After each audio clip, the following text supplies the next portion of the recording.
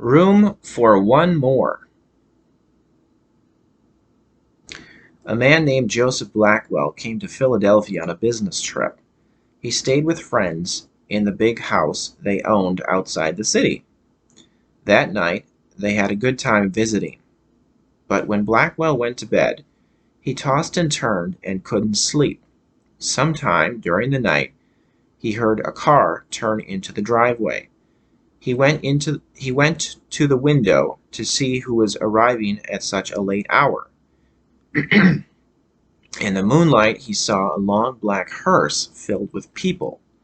The driver of the hearse looked up at him. When Blackwell saw his queer, hideous face, he shuddered.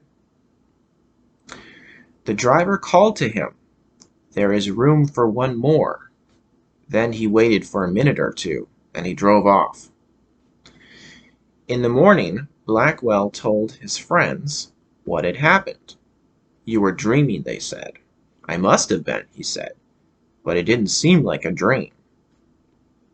After breakfast, he went into Philadelphia. He spent the day high above the city in one of the new office buildings there.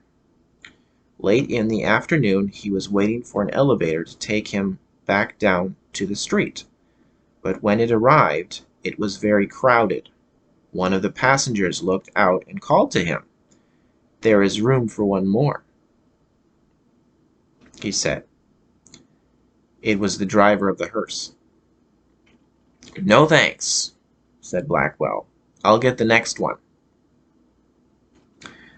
The doors closed and the elevator started down.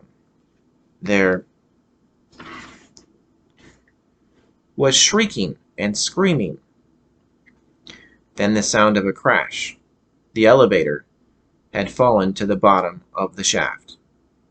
Everyone aboard was killed.